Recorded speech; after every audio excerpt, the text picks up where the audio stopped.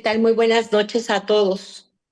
La Sociedad Pediátrica Chiapaneca tiene el agrado del día de hoy tener a nuestra gran maestra con nosotros para una sesión que en verdad va a ser algo muy, ahora sí que productiva, porque sé que vamos a aprender muchísimo.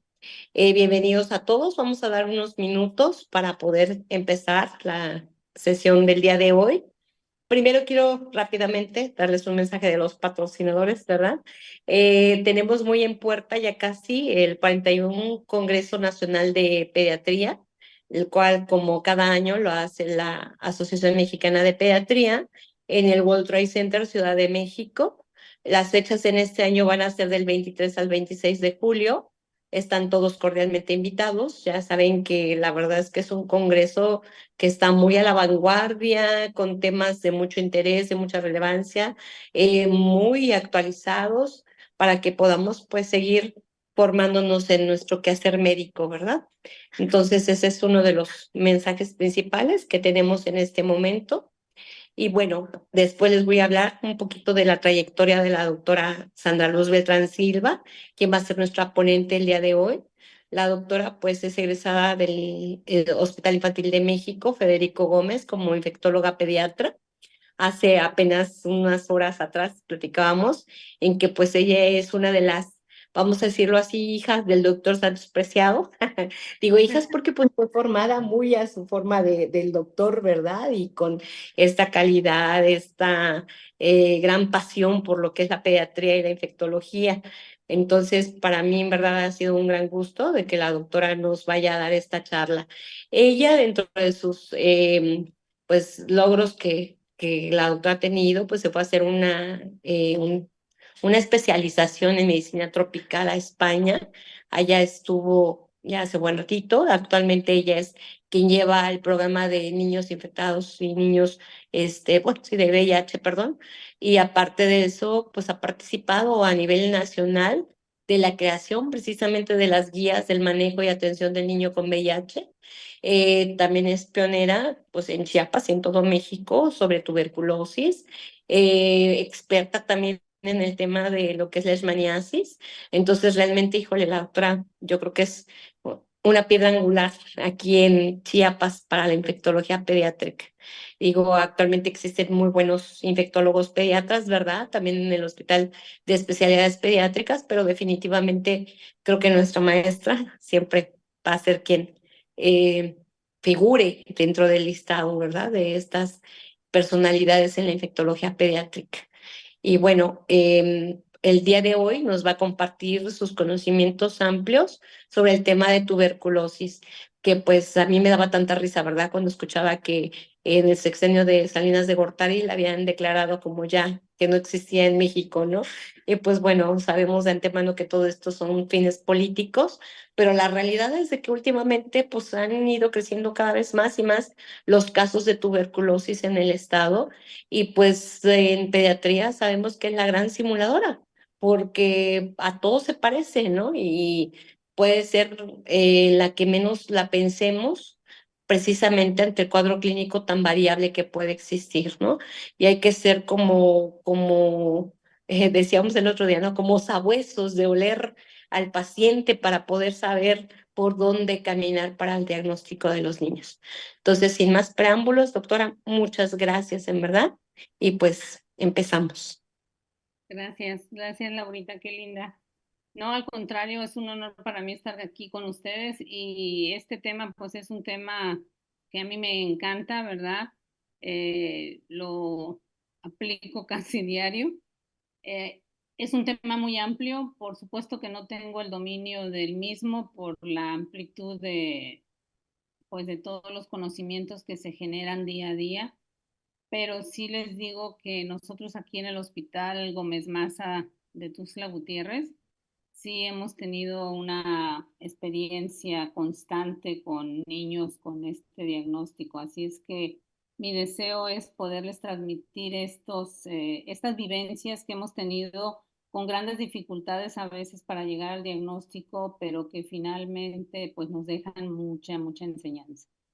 Miren, el título que le dimos a la charla pues son actualidades, pero realmente mucho actual no es. Lo que sucede es que a veces la tecnología o los nuevos fármacos, las nuevas presentaciones de fármacos, pues nos llegan años después, pero realmente muy actual, lo que yo les voy a decir no lo es actuar en el sentido de que ya lo tenemos a la mano en nuestro estado, afortunadamente, pero bueno, espero que esto les pueda ayudar en su práctica clínica ante estos temas o ante estos pacientes que a veces son difíciles de llegar al diagnóstico. Bueno, entonces, pues vamos a empezar con un tantito de generalidades, ¿sí? Ok, ya no pasa. Ah, ya empezamos. Bueno, estos son los puntos que voy a tratar de discutir aquí. Definición, etiología, fisiopatogenia, cuadro clínico, diagnóstico, tratamiento. Cada uno de ellos pues es un libro, ¿verdad? Vamos a ver qué tanto logramos. Pues la tuberculosis es una enfermedad milenaria, ¿verdad? No es una enfermedad actual, no es una enfermedad emergente.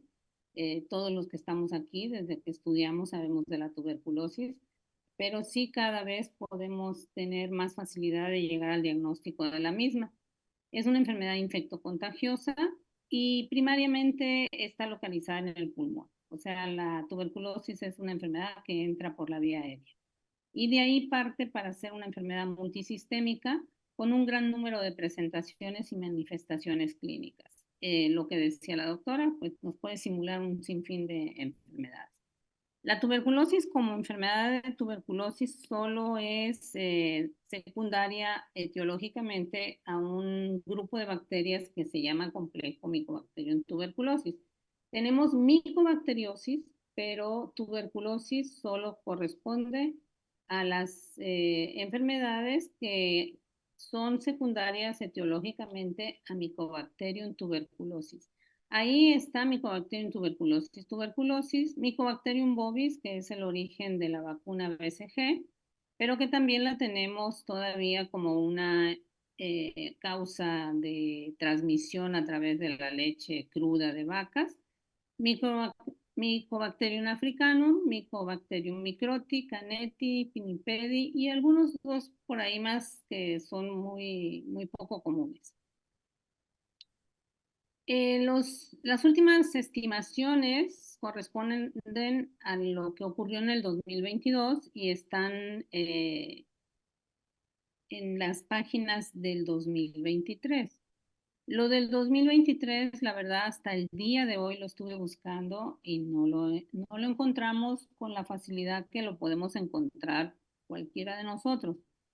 Pero para el 2022 hubieron en el mundo 10.6 millones de casos nuevos, 1.3 millones de estas personas fallecieron. De esas personas infectadas con tuberculosis, 167,000 además tenían VIH, lo cual les hace un pronóstico un poco más grave. Y también aproximadamente un poquito más, el 10% de estos casos correspondía al grupo pediátrico. En América se calcularon también para este año 325,000 nuevos casos, con un 10% de defunciones, 35,000, 11,000 infectados con VIH y 5,136 casos de tuberculosis drogoresistente, ya sea resistente a la rifampicina o multidrogoresistente. México encontramos únicamente los datos del 2021, no encontramos una página que no nos pareció confiable para el 2022, por eso no lo agregué aquí. Agregué nada más los datos oficiales. Y tenemos que en el 2021 hubieron 20,255 nuevos casos, de ellos 1,813 correspondieron al grupo pediátrico de 0 a 19 años de edad y 235 de estos niños de 1,813 eran menores de 5 años, donde la tuberculosis puede ser más grave. Pues el mecanismo de transmisión de la tuberculosis es a través de inhalar gotitas aerolizadas que miden alrededor de 1 a 5 micras, pues que son emitidas por un enfermo, ya sea al toser, al hablar, al cantar, al estornudar, ¿sí? Entonces, con 10 bacilos que inhalemos, estando sanos, son suficientes para iniciar la infección. Eh, Muchas veces en lo que nosotros llamamos estudio de COMBE, estamos buscando los contactos de las personas que viven en la casa. Miren, esta definición de contacto está en las guías consolidadas del 2020 para tuberculosis por la Organización Mundial de la Salud.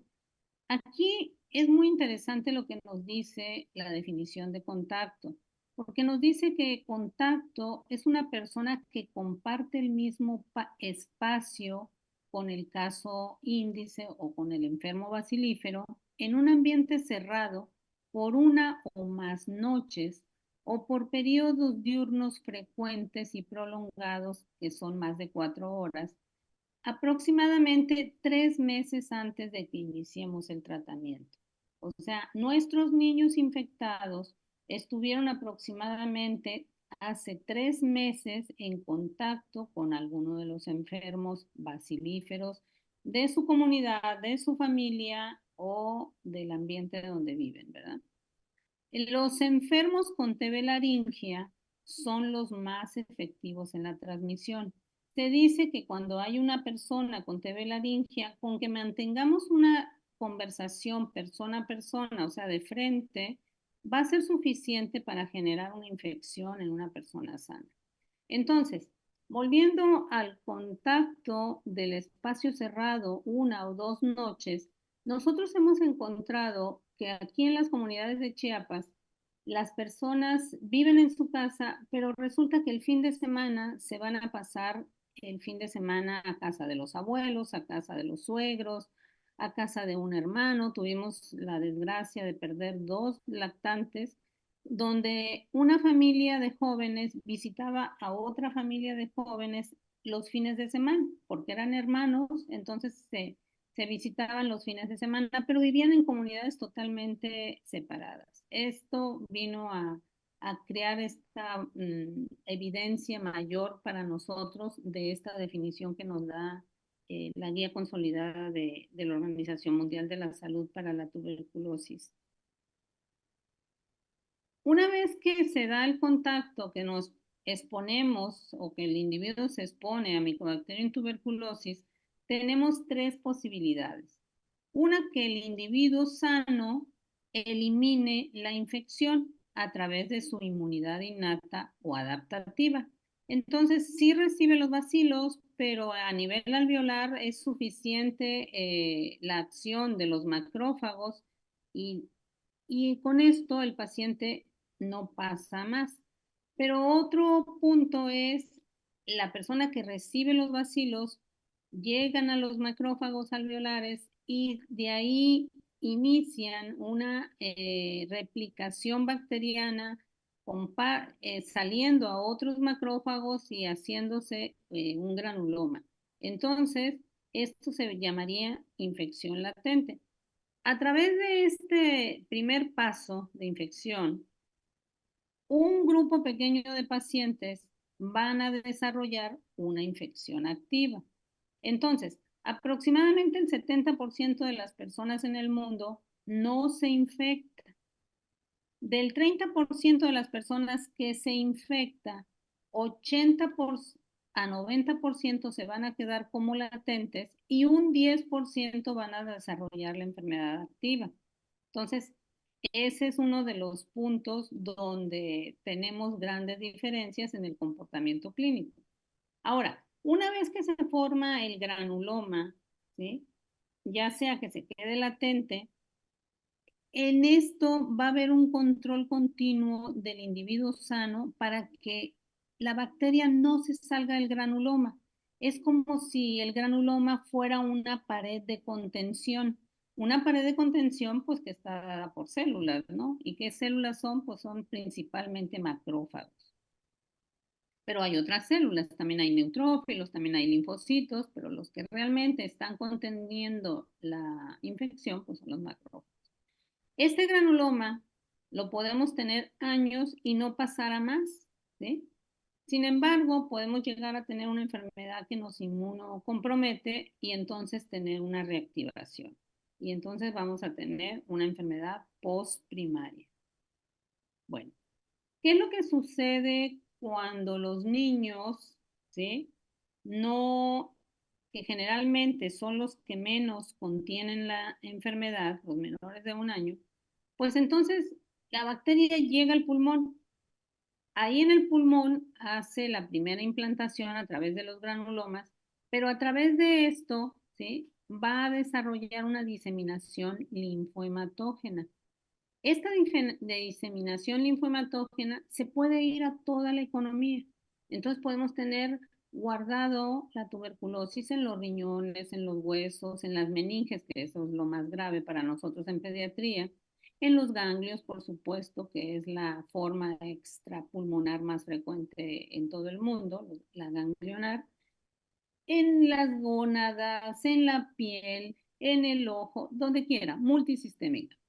Pero en el caso de pediatría, esta diseminación es muy preocupante para el sistema nervioso central, porque en el sistema nervioso central, en menos de 3 meses, va a dar manifestaciones clínicas, ¿sí? Entonces, ¿por qué? Porque el sistema nervioso central no le va a formar granulomas así como en el pulmón, que tiene toda una pared de contención, sino que va a formar pequeños tubérculos, que se llaman tubérculos de Rich, en la región subependimaria y en la corteza cerebral, que en cualquier momento, a través del crecimiento de la bacteria y que las células empiezan a romper, pues al romperse las células que están conteniendo a la bacteria, pues esta se va a ir a el líquido subaracnoideo o al propio tejido cerebral. Entonces, en los niños, la infección del sistema nervioso central es una infección reciente. Se está instalando directamente en la primera diseminación hematógena, porque acuérdense pues, que el cerebro no tiene linfa, ¿no? Entonces, aunque la diseminación es linfohematógena, en el cerebro nos va a llegar por vía hematógena. Entonces, este es el punto más grave de la pediatría, que si la diseminación se va al sistema nervioso central, ahí no va a haber contención, ahí se va a manifestar tempranamente la enfermedad. Por eso decimos que en el caso de las TB meningias o de las tuberculosis de los niños pequeños, el niño está anunciando que en el lugar donde vive, en su familia, en su vecindario, con los abuelos, donde el niño frecuenta, hay un enfermo bacilífero. Entonces, pues ya viene todo el daño que se produce en el cerebro, exudados, fibrosis, y algo muy característico, pues es tener hidrocefalia. Es algo muy, muy característico de la tuberculosis meningia, la afección de pares. La tuberculosis meningia nos produce vasculitis, tenemos a los pacientes infartados. Bueno, es lo más grave que puede existir para la tuberculosis es la tuberculosis del sistema nervioso central. Entonces, lo que les decía, el riesgo de que la tuberculosis de los niños progrese. El menor de 1 año tiene un riesgo de 30 a 40% a que la tuberculosis sea progresiva y nos dé formas graves, ya sea que nos dé una tuberculosis miliar o que nos dé una tuberculosis del sistema nervioso central. Entonces, el menor de 1 año. De tal forma que de aquí podemos deducir la importancia de que el niño sea vacunado en el periodo neonatal y no esperar a que tenga 1 año, porque su mayor riesgo ya está pasando. Luego, el niño de 1 a 2 años también tiene una progresión importante, pero menor que el menor de 1 año. Luego viene como una luna de miel, donde el preescolar y el escolar son los que menos van a manifestar la enfermedad para tener otra vez un resurgimiento en la etapa de la adolescencia. Entonces, esto es algo que nosotros como pediatras tenemos que ser muy conscientes, ¿no? Que cuando tenemos un enfermo de tuberculosis en una casa, en una comunidad, los niños menores de 1 año son los potencialmente graves y en general vamos a abarcar hasta el menor de 5 años, pero el que más se nos puede afectar es el menor de 1 año. Entonces, el cuadro clínico, pues generalmente es un cuadro clínico de localización pulmonar. Aquí tenemos que el 80 al 92% la tuberculosis está en los pulmones. Ahí se queda y ahí da todo el cuadro clínico. ¿Cuáles son los síntomas? Pues pueden ser síntomas constitucionales como fiebre, sudoración, pérdida de peso, o síntomas respiratorios como tos crónica, dificultad respiratoria, dolor torácico. El dolor torácico pues es como de los pacientes más grandes, ¿no? El adolescente o el adulto. Y aquí también es muy importante los ganglios. Entonces, las adenopatías mediastínicas son sumamente importantes porque hemos tenido 2 o 3 casos por ahí de tuberculosis en el hospital, donde los niños llegan con cuadro clínico como si tuvieran un coqueluche. Tienen este cuadro clínico porque se les están comprimiendo los bronquios, entonces, o bien tienen una tuberculosis endobronquial y entonces ellos tienen una tos muy intensa, como si tuvieran coqueluche, y eso nos puede confundir, ¿no? Hay que estar conscientes de que ellos pueden tener ya sea compresión de los bronquios, ¿sí? Atelectasias, o bien pueden tener dentro de los bronquios infección y daño endobronquial. Entonces ahí es otra de las características importantes para nosotros los pediatras. Esta es una tabla clásica del New England del 2012, donde el doctor Pérez Vélez, un español, pues hizo todas las posibilidades que nos puede dar la llegada de la tuberculosis a los pulmones. Entonces, tenemos que puede haber únicamente, llega el puntito rojo, pues es el sitio de llegada, ¿verdad? La formación del granuloma, digamos, y pues los ganglios, ¿sí? Que van acuérdense que siempre vamos a tener una diseminación, aunque sea local, linfohematógena, y entonces los ganglios se los van a activar, ¿verdad? Pero también puede ser que pase y que el complejo de Ghon, ¿sí? No se quede estático, sino que empiece a crecer. Y entonces, este crecimiento pues hace que ya tengamos datos más francos de una enfermedad como puede ser ataque al estado general, sin realmente tener síntomas respiratorios, pero que si tomamos una radiografía, pues podemos tener, por ejemplo, aquí esta imagen es clásica porque podemos tener ganglios subcarinianos, ¿sí? Y aquí, pues, para que nosotros veamos estos ganglios subcarinianos, tenemos que tomar una placa lateral, ¿sí? La enfermedad de los ganglios linfáticos que comprime, ¿sí? A los bronquios y nos puede dar cuadros clínicos como sibilancias o nos puede dar atelectasias, ¿sí? Y esta es otra presentación. Otro, pues, es algo que nosotros hemos visto mucho, que son las neumonías, donde el granuloma o el ganglio se activan y esto ya compromete más el parénquima pulmonar.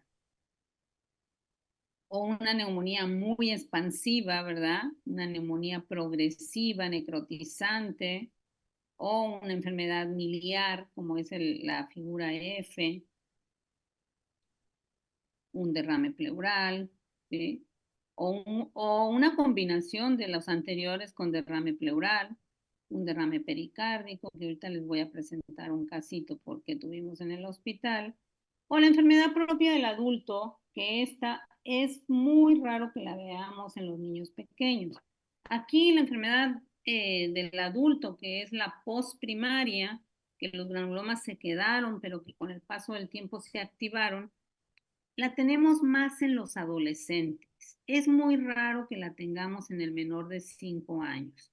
Esto sí es muy, muy propio del adolescente, aunque en el niño VIH sí podemos llegar a tener esta presentación de neumonías o daños pulmonares de reactivación, donde los lóbulos superiores, o como dicen en adultos, los casquetes pulmonares, son los más afectados. Sí, sí lo vemos más en los adolescentes y en algunos niños con VIH.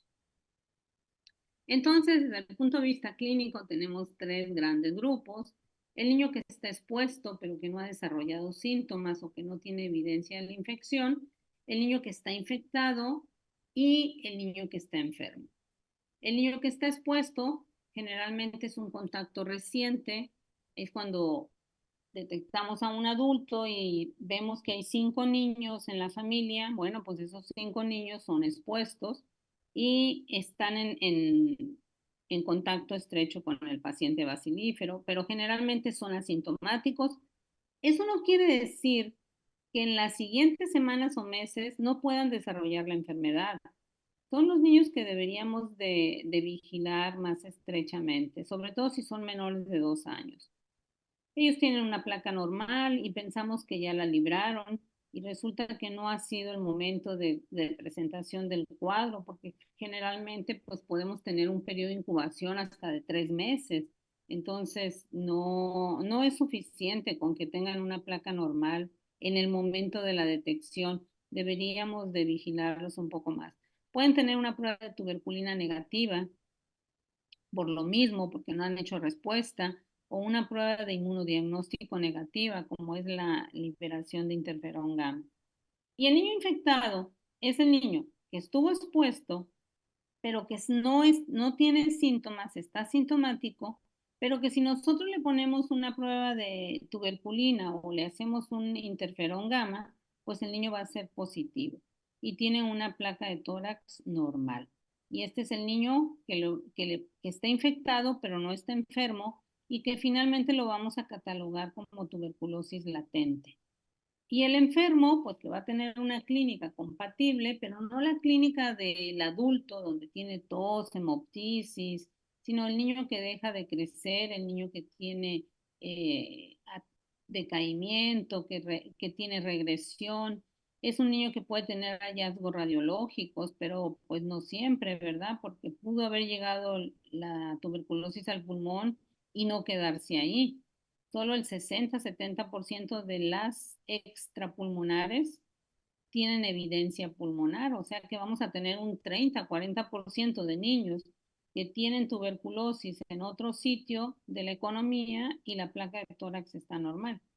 Pueden también tener microbiología positiva. En el caso de las baciloscopías, pues esto es bastante difícil en pediatría porque generalmente los niños se les categoriza como paucibacilares, o sea que tienen pocas bacterias.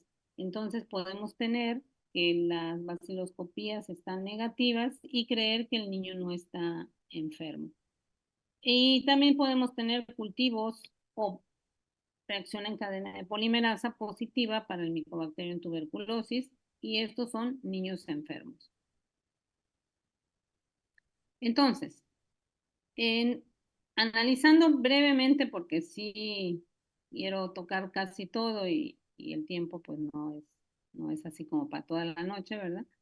La tuberculosis latente, donde se queda aproximadamente el 80 al 90% de los infectados, que no son menores de 1 año, ¿verdad? Los menores de 1 año son los que más progresan. La tuberculosis latente es un estado de respuesta inmune persistente a la estimulación de antígenos de Mycobacterium tuberculosis sin evidencia de tuberculosis activa que se manifieste clínicamente, pero que está en riesgo de que se desarrolle una enfermedad activa. La tuberculosis latente tiene la posibilidad de activarse en un 10% a lo largo de la vida. O sea, si uno de los niños o uno de nosotros o en cualquier edad tenemos tuberculosis latente, a lo largo de la vida podemos activarla en un 10%. Pero en el paciente inmunodeficiente, ese 10% no es a lo largo de la vida, es por año.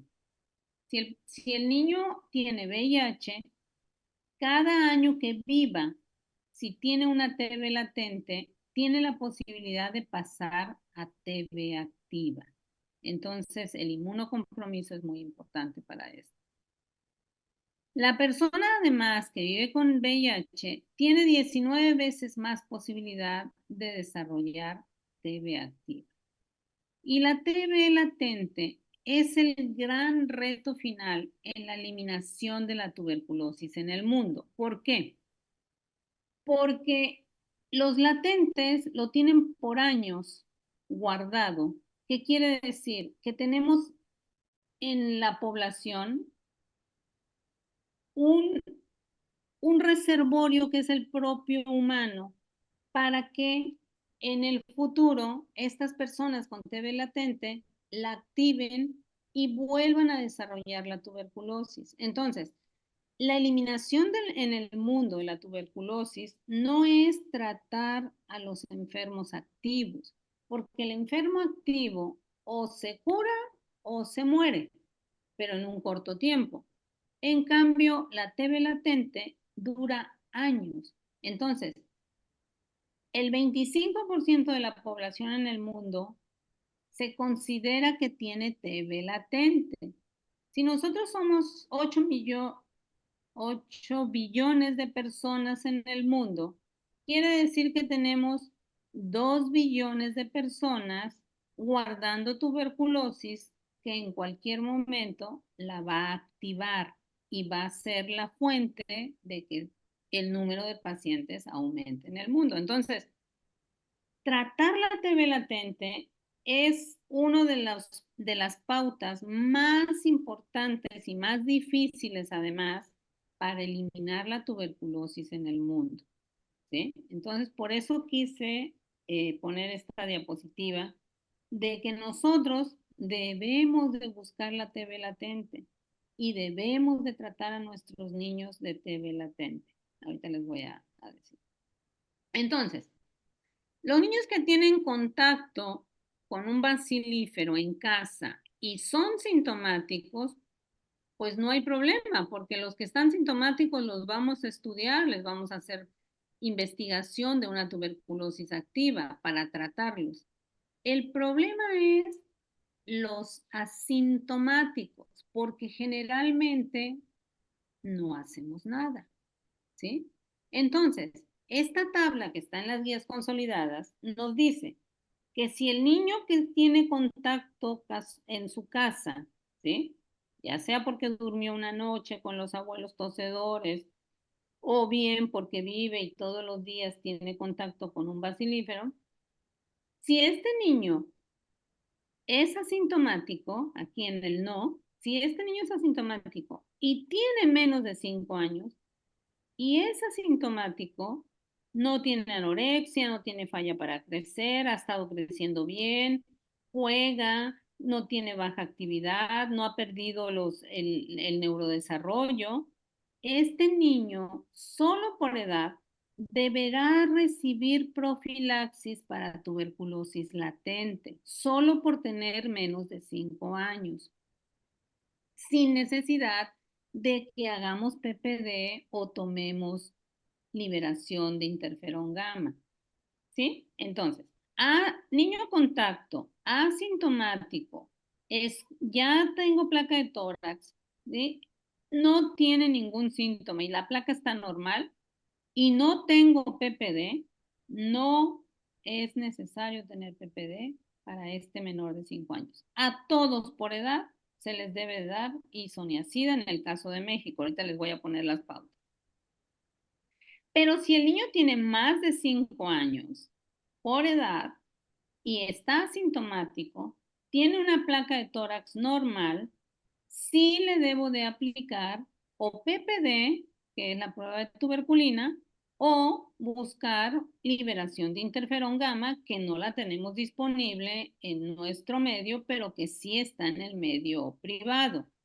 Entonces, a partir de mayor de 5 años, si tuviera una placa de tórax normal, está sintomático y tiene una prueba de de respuesta inmune, como sería el PPD o el IGRA, voy a definir si le doy o no le doy tratamiento.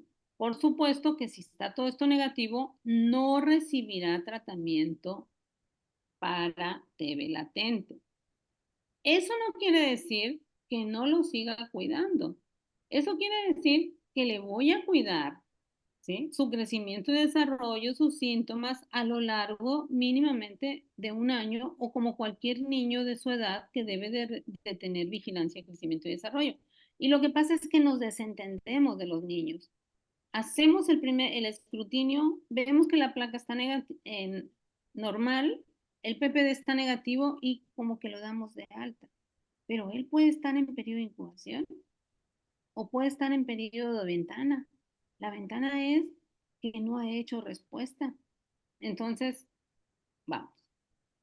Entonces, ¿cuándo vamos a considerar sintomático? Pues generalmente cuando tiene tos, cuando tiene fiebre, pérdida de peso, sudores nocturnos, que la OMS le llama los 4 síntomas de la OMS.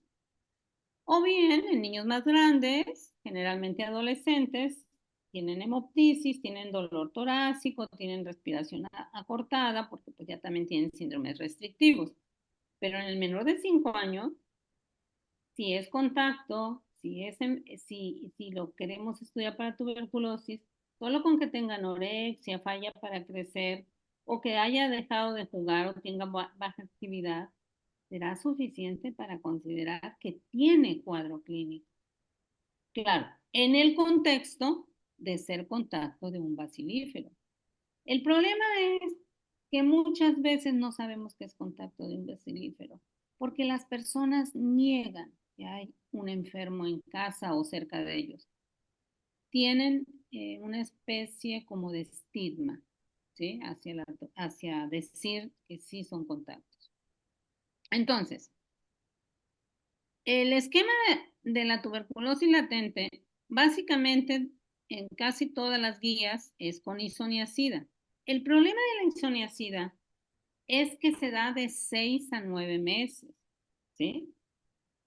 Hay actualmente esquemas ya totalmente aceptados por la Organización Mundial de la Salud y por todas las guías internacionales, más acortados, como sería dar rifampicina diaria durante 3 a 4 meses, aunque actualmente la última guía dice 4 meses. Y hay otros donde incluyen isoniazida y rifampicina y lo acortan a 3 meses. Y hay otro, como la rifapentina, que nosotros no la tenemos en México, donde el paciente lo toma una vez a la semana y son 12 dosis, o sea, aproximadamente 3 meses. Esta rifapentina, aparte de que no hay en México, si la hubiera, no está indicada para menores de 2 años, deben de ser mayores de 2 años. Y tenemos otro problema importante que se está dando cada vez más en el mundo. Afortunadamente nosotros en México no estamos tan altos, pero que es la resistencia, ¿no? Y aquí vamos a usar levofloxacina. Vamos a dar levofloxacina en drogoresistencia del bacilífero, ¿verdad? Del adulto que está contagiando a los niños.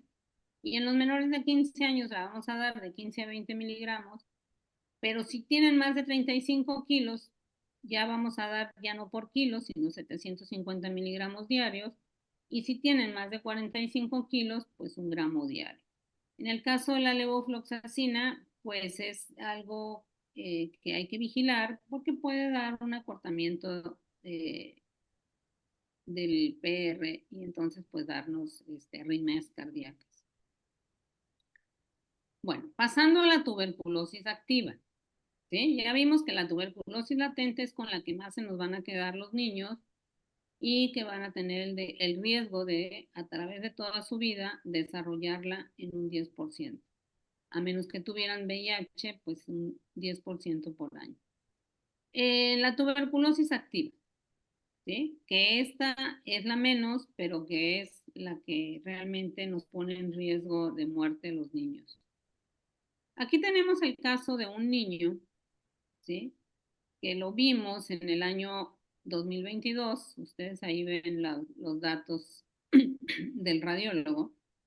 Y él es un lactante de 10 meses. Él es un lactante grande, es un niño que a los 10 meses medía 75 centímetros, ¿sí? Un niño, pues, que había nacido de 4 kilos cuando nació, originario de Tonalá. Ingresa porque tiene pérdida de peso, tiene hepatosplenomegalia, pancitopenia y fiebre en estudio, siendo VIH negativo.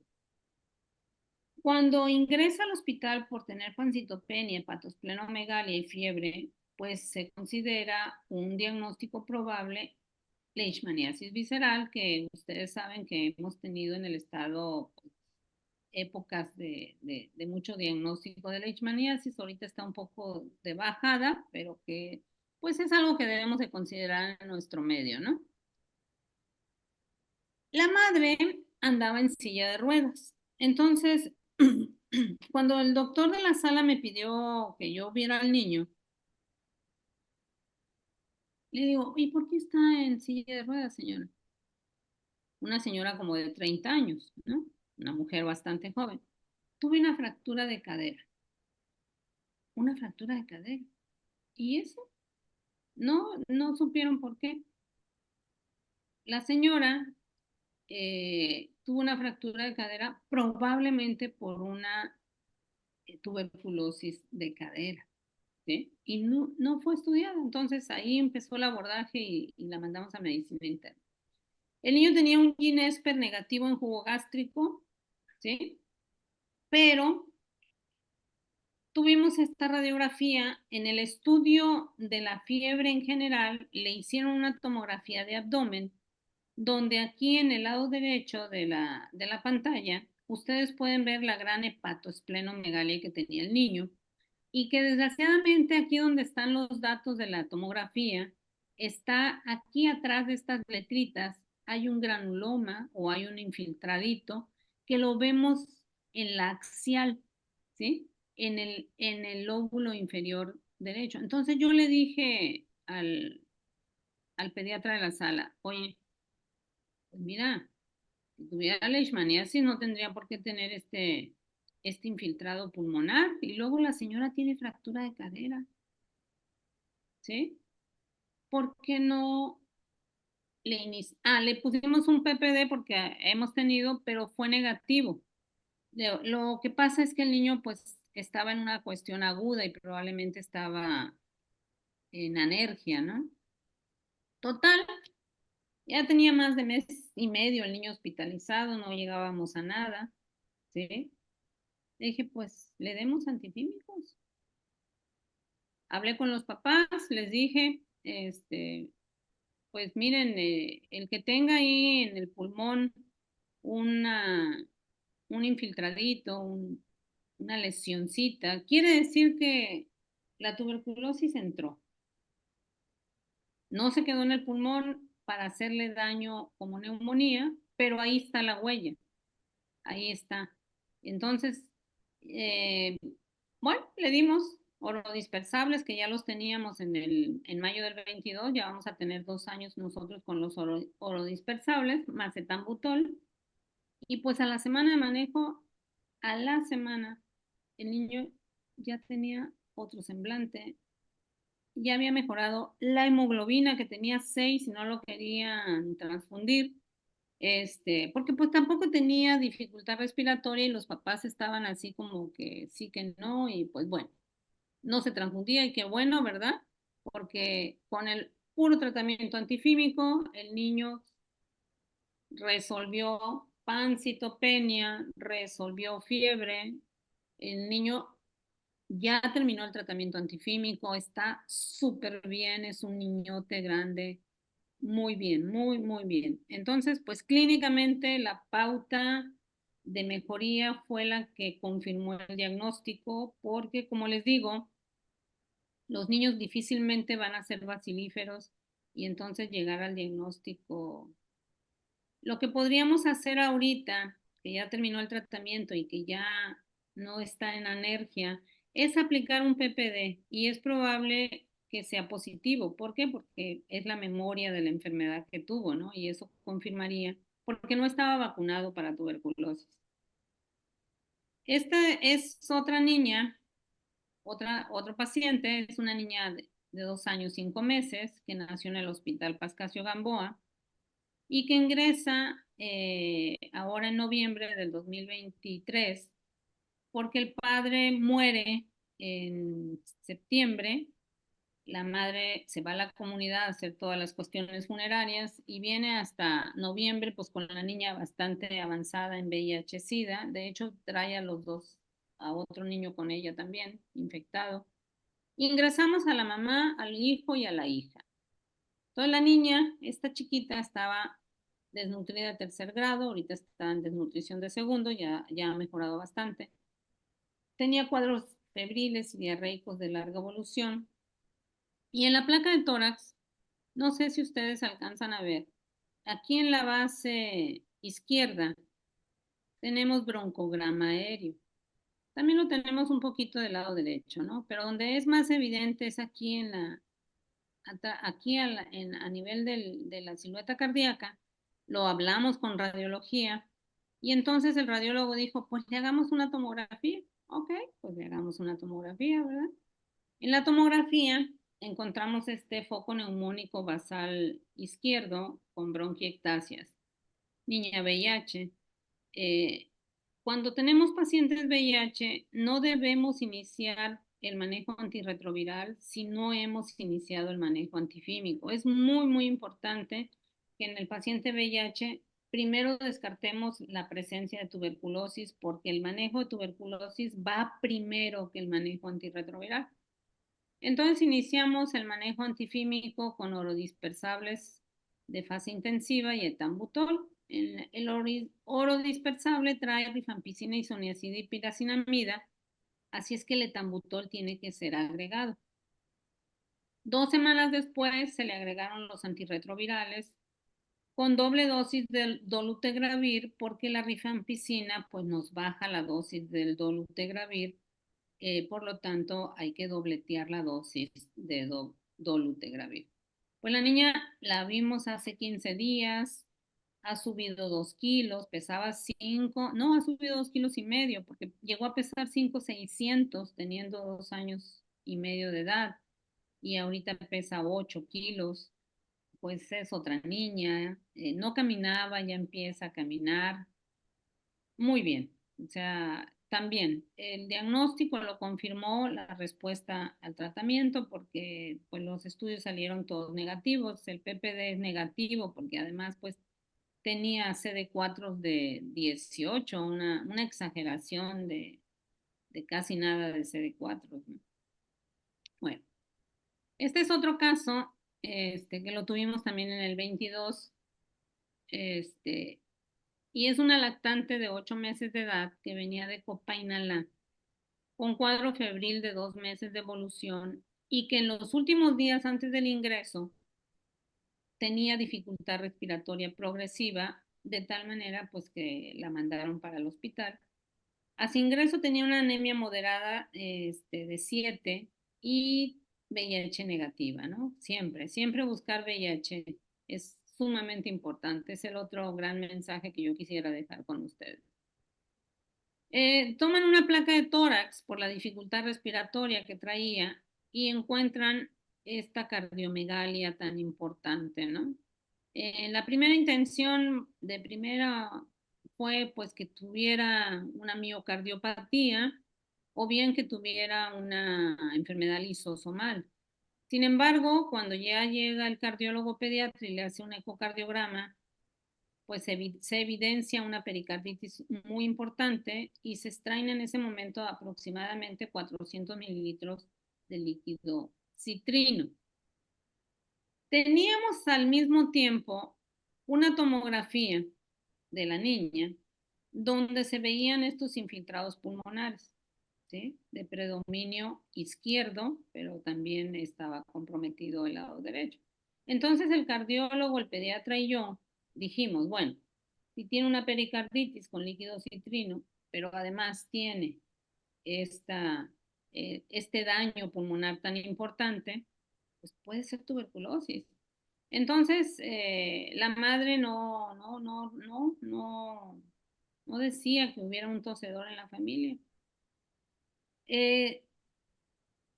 Estaba el padre allí y resultó que cuando se va el padre de la niña, la señora me dice, sí, es que mi suegro tose mucho, pero no quiere ir al doctor. El señor nunca quiso ir. Entonces nosotros consideramos que el abuelo era la fuente de la tuberculosis. El Ginesper también fue negativo. Se inició manejo con orodispersables, fase intensiva, macetambutol y prednisona por la pericarditis, con lo cual la niña igual. Ahorita la tengo en vigilancia, pero ella ya terminó manejo antifímico y está divina, divinamente bien. ¿Sí? Hemos tenido varios niños con tuberculosis meningia.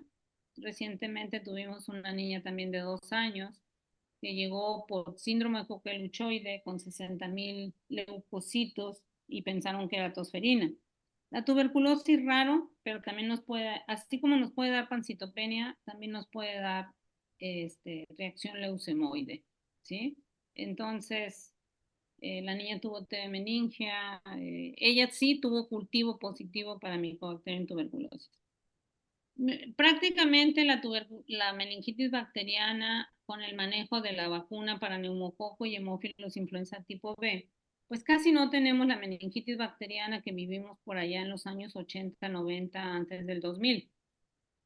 Y lo que nos dicen los grupos importantes del estudio de la TB meningia en los niños es que los síntomas generalmente son de alrededor de una semana. O sea, los niños que tienen tuberculosis meningia tienen más de una semana enfermos, ¿sí? Y no tienen 3 días con fiebre y con crisis convulsiva, sino que vienen con deterioro del neurodesarrollo. Datos importantes son, pues, tener un líquido cefalorraquídeo con pocos neutrófilos o menos de lo esperado en una en una meningitis bacteriana. Tener hidrocefalia. Pakistán es el grupo que dice que hidrocefalia es uno de los datos más importantes para ellos. Yo también lo considero.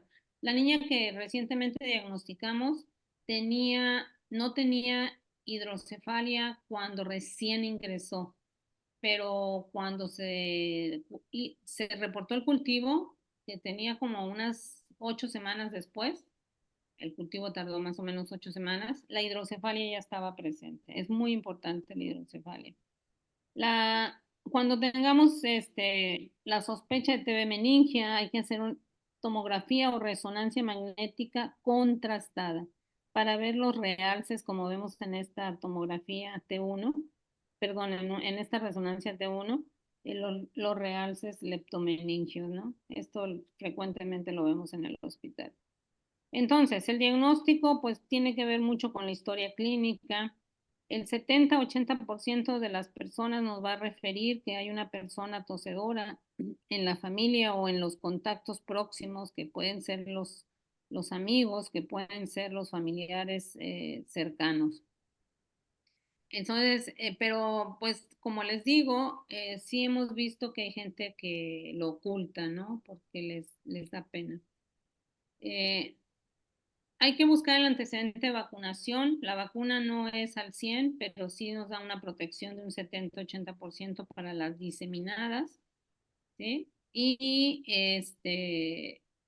la historia, pues, como de fiebre, adenopatías, síntomas constitucionales, es todo lo que conlleva una buena historia clínica. Dentro de las pruebas inmunológicas, que son el PPD o la cuantificación interferón gamma, ¿sí? Nosotros a veces no tenemos PPD, pero el PPD no nos dice si hay TB activa o hay TB latente. Nos apoya el diagnóstico, pero no nos da el diagnóstico de actividad o de latencia de la tuberculosis. Yo creo que sí debemos de aplicarlo. Es importante la aplicación del PPD, pero si no lo tenemos tampoco es como para que no sigamos la línea de seguir estudiando la tuberculosis. En los niños es importante que ellos no expectoran, por lo tanto el jugo gástrico es algo muy valioso para nosotros. Nosotros debemos de inducir al esputo, pero sacarlo a través de una sonda del estómago para búsqueda de baciloscopías, cultivos o el Ginesper. El Ginesper es una técnica de reacción en cadena de polimerasa que nos va a detectar el antígeno de Mycobacterium tuberculosis y además alguna mutación para resistencia a isoniazida o a rifampicina.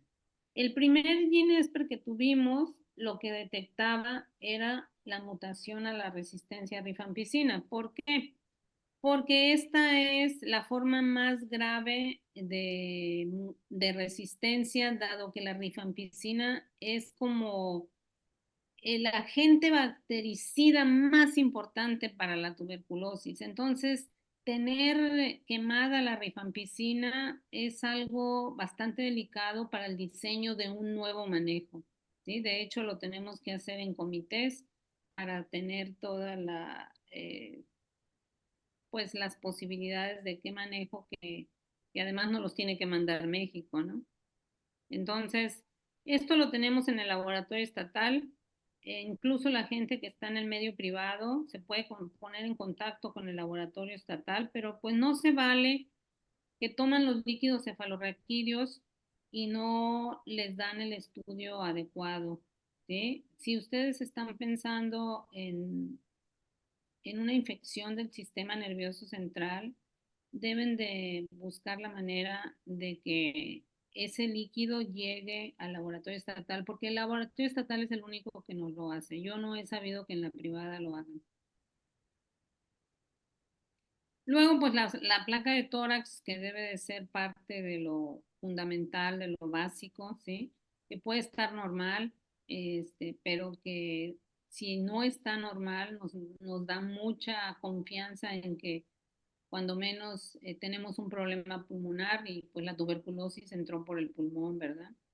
Y luego pues las placas en los niños deben de ser no nada más PA, sino que la lateral para tener más facilidad de buscar los ganglios mediastinales. Cuando tomamos tomografía, que generalmente vamos a tomar tomografía en niños sintomáticos, sobre todo en los menores de 2 años o en niños inmunodeprimidos, las tomografías tienen que ser contrastadas. Los contrastes son para que los radiólogos nos puedan ayudar a identificar mejor los ganglios mediastinales. Entonces, el contraste nos sirve para eso. Al pintar la aorta, las arterias, nosotros podemos tener mejor evidenciados el crecimiento ganglionar. Y pues la anatomía patológica de cualquier tejido, pues también será una parte fundamental del diagnóstico de la tuberculosis. Y bueno, no sé si recibieron este documento. Es un documento emitido por la Organización Mundial de la Salud sobre las nuevas combinaciones en dosis fijas para el tratamiento de la tuberculosis en los niños. Este tratamiento está en el mundo desde el 2017. Kenia fue el país inicial y pues la verdad fue algo grandioso porque pues es mucho más sencillo de dar, mejor sabor, ¿sí? Entonces, está formado por una tabletita muy pequeñita que tiene sabor a fresas con crema y que contiene rifampicina, isoniazida y piracinamida en la fase intensiva. Y en la fase de sostén contiene rifampicina, isoniazida en una proporción de rifampicina 75 miligramos, isoniazida 50 y en el caso de piracinamida 150. Como aquí, no sé si conozcan Dotval, los que lo conocen bien, Dotval ya trae integrado el etambutol. Nosotros, bueno, esta presentación oro dispersable no trae integrado el etambutol, así es que tenemos que agregar a la fase intensiva el etambutol, ¿sí? Esto nos los da el programa estatal de tuberculosis o el programa del Distrito de Salud de aquí de Tuxtla Gutiérrez. Entonces, ¿qué era lo que pasaba antes? Que utilizábamos los fármacos de adultos, que los teníamos que partir, machacar, el niño no los quería tomar por el sabor tan desagradable. Actualmente, pues son pastillitas que se disuelven fácil, súper fácilmente. No hay que estar esperando a que se disuelvan, sino que son así prácticamente efervescentes y el niño pues se lo toma con mucha facilidad porque el sabor es agradable. Los rangos de tratamiento, pues son estas dosis, ¿sí? Aquí de la diapositiva lo que más quiero resaltar yo es que el tratamiento de la tuberculosis en los niños es diario, ¿sí? Aquí no es un tratamiento de 3 días, de descansar el domingo. Esos son pautas de adultos y son pautas para organizar mejor el programa, porque pues habrá lugares donde no haya promotores de salud los domingos, pero realmente el tratamiento de la tuberculosis en el paciente pediátrico y en el paciente inmunocomprometido tiene y debe ser diario, ¿sí? Entonces, el tratamiento de las tabletas orodispersables, ¿sí? Se va a dar con estas tablas que van de rangos de peso, no las tenemos que saber de memoria, lo importante es que las tengamos a la mano, por eso fue que yo les envié a través de la doctora Mota este documento para que lo tengan, porque no es fácil de encontrar, pero pues hay gente muy aplicadita en esto, pues hay, que bueno, ¿verdad? A mí sí me cuesta mucho andar rastreando la información. Entonces, si ustedes ven aquí, la fase intensiva es diario y la fase de sostén es diario, ¿sí? O sea, las dos fases son diarias. En el caso de los adultos, les dan la fase intensiva diario, descansando domingos, eso ya no es diario, y les dan la fase de sostén 3 veces por semana. Para pediatría, esto no aplica. Aquí en esta tabla no está el etambutol, ¿sí? Tenemos que ir a cuál es la dosis de tambutol, ¿sí? 20 miligramos en promedio o puede ir de 15 a 25. Y bueno, sí, si tenemos tabletas de 400 miligramos podemos hacer estas proporciones, ¿sí? Bueno, la idea es que si hay tuberculosis porque está difícil la eliminación total, cuando menos que no haya muertes. Que nosotros podamos detectar oportunamente una enfermedad tuberculosa y tratar al niño para que no se nos muera, o bien para que no quede dañado, sobre todo en el sistema nervioso central que es tan catastrófico. Esta también la puse porque en el caso de la tuberculosis meningia, sí es importante que sepamos cuáles son los fármacos que más atraviesan la barrera hematoencefálica. La isoniazida tiene un 80-90%, la piracinamida 90-100%. Pero fíjense, la rifampicina tiene una penetración baja, de tal manera que debemos de cuidar la dosis de la rifampicina. Es importante que en el caso de la rifampicina demos las dosis topes. Si la dosis es de 10 a 20, mínimamente 15, de preferencia 20 miligramos, para que nosotros podamos tener un poco más de seguridad de que la rifampicina va a llegar al sistema nervioso central. Acordémonos que la rifampicina es bactericida muy importante para el manejo de la tuberculosis. Destruye el bacilo de manera muy fuerte. El problema es pues que tiene baja penetración al sistema nervioso central. Hoy día, Estados Unidos, por ejemplo, tiene etionamida en el manejo de la tuberculosis meningia, porque etionamida tiene muy buena penetración al sistema nervioso central. Otros protocolos de manejo de la TB meningia están incluyendo levofloxacina o moxifloxacina, porque también tienen muy buena penetración al sistema nervioso central. Entonces, es probable que a eso sí vaya a ser una actualidad en corto, ¿sí? De que el manejo de la TB meningia en especial vaya a tener agregado o una fluoroquinolona o etionamida, aunque no sean drogoresistentes. Porque estas dos tablas que les estoy mostrando, bueno, precisamente esta, es para la drogoresistencia, esta no, es para los drogosensibles. Bueno, y pues bueno, vacunar a nuestros recién nacidos sería lo importante. ¿Por qué? Porque el niño menor de 1 año es el que más progresión de la tuberculosis va a tener. Si yo lo vacuno a los 5 años, pues realmente ya se salió de la etapa de gravedad de progresión o diseminación, ¿sí? Entonces, sí hemos tenido épocas donde hay poca vacuna de BCG, pero es porque hay poca producción en el mundo, ¿sí? También decir, importante, que no es una vacuna de protección al 100, es una protección que puede ir, incluso alguna literatura la descalifica mucho, la pone en un 30%. Nosotros somos más,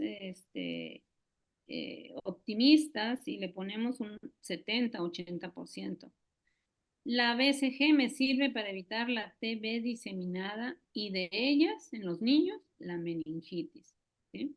Y su protección puede ser de menos de 10 años hasta 50 años, dependiendo de las experiencias en la literatura, ¿sí? O sea, es una vacuna que siempre ha estado muy juzgada, que muchos países no la aceptan, incluso no la aplican, ¿sí? Pero México la sigue aplicando y yo sí considero que si de algo puede servir, sí la deberíamos de seguir aplicando, pero para los niños recién nacidos, para que ese primer año de vida, que es el primer año de vida de mayor riesgo de progresión de la tuberculosis, pues estén protegidos.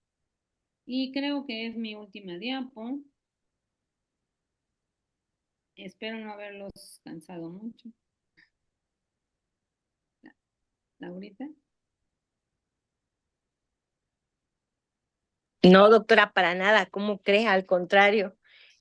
Por aquí tenemos 3 preguntas que nos hacen, 2 vía Facebook y una a través de la plataforma de la Asociación Mexicana de Pediatría. 2 van muy relacionadas. Una dice, en el caso de que el personal médico esté en contacto con un paciente que no sabía que tenía tuberculosis, hasta que se le realizan los estudios y se detecta tuberculosis pulmonar, abdominal o meningia, pregunta, ¿el personal que estuvo en contacto requiere algún tipo de profilaxis?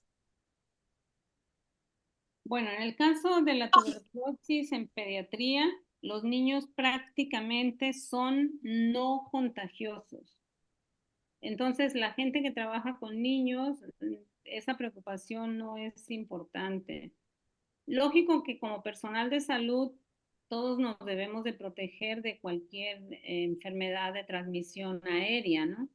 Entonces, creo que COVID nos dejó una enseñanza divina del uso del cubrebocas. Yo que tengo 40 años en la pediatría y como infectóloga y que siempre veo a los niños, pues incluso soy PPD negativa, ¿sí? Nunca he tenido ese temor de que me fuera a infectar, pero sí hemos tenido varias personas infectadas en el manejo de adultos.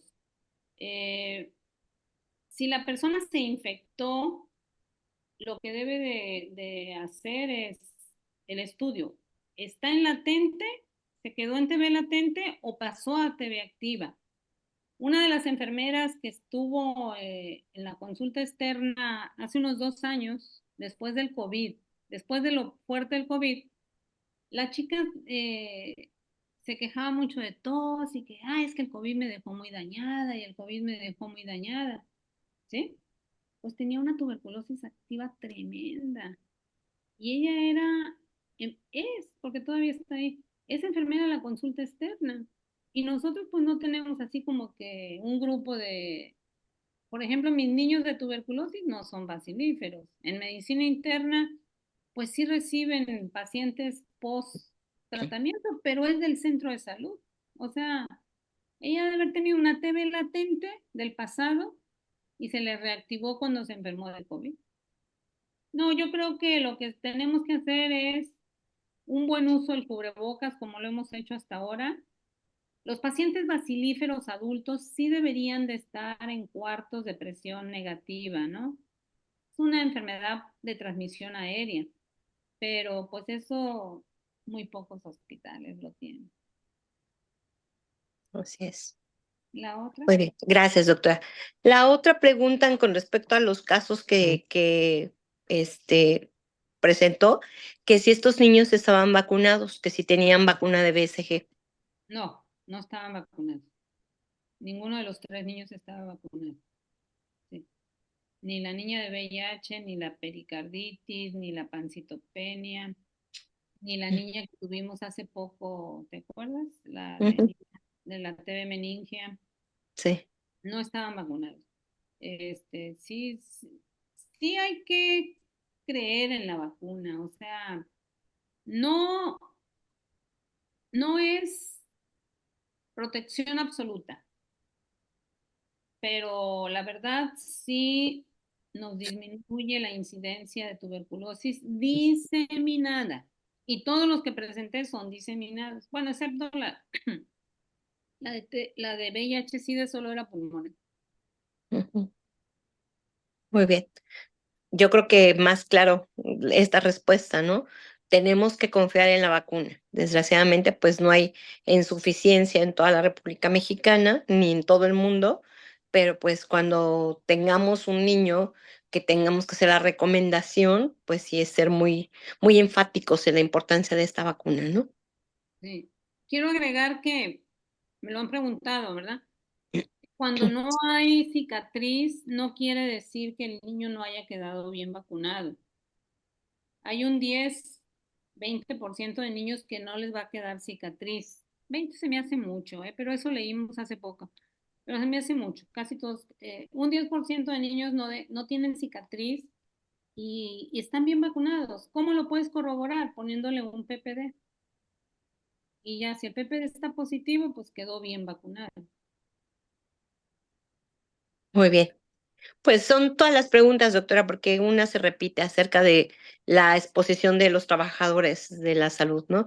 Yo creo que ese es un temor, pero bien lo dice usted, yo creo que nos hace que nos infectemos fuera del hospital, adentro del propio hospital, ¿no? Yo creo que un buen cubrebocas y bien puesto, porque pues esos cubrebocas aquí en el bigote, ¿para qué? Sí, Un buen claro. cubrebocas bien puesto. Sí. Doctora, la verdad es que, híjole, maravillados con su plática, con toda la experiencia que usted tiene sobre el tema. La verdad es que yo creo que gracias a usted, por lo menos todos los que trabajamos en el MASA, siempre tenemos así como que presente la tuberculosis, ¿no? Y a todo le vemos a lo mejor cara de tuberculosis, pero yo creo que no está de más el pensarlo y el sospecharlo, ¿no? Entonces, esta parte es la que ahorita nos acaba de transmitir otra vez nuevamente con esta charla, con esta ponencia, todo este conocimiento que, pues si bien, como decíamos el otro día que platicábamos de esto, ¿no? No es tan nuevo, pero para nosotros, a fin de cuentas, sí es algo nuevo, ¿no? Son los diagnósticos, ya tenemos ahora sí por fin el Gene Expert aquí en el estado, cosa que pues todavía hasta hace un par de años atrás quizá no lo teníamos. Entonces son cosas que sí tenemos que saberlas para saber en qué momento indicarlas y cómo interpretarlas, ¿no? Y pues ahora sí que no me queda de otra más que agradecerle, doctora. Ya sabe que ya le vendí mi alma al diablo. Pero súper bien. Muchísimas gracias, doctora. Muchas Ay, gracias a todos los asistentes. Nuevamente les recuerdo el Congreso Nacional de Pediatría en el World Trade Center, Ciudad de México, del 23 al 26 de julio de este año. El Congreso Anual de la Asociación Mexicana de Pediatría. No se lo pierdan, en línea o presencial, pero no se lo pierdan. Gracias. Buenas noches a todos. Buenas noches.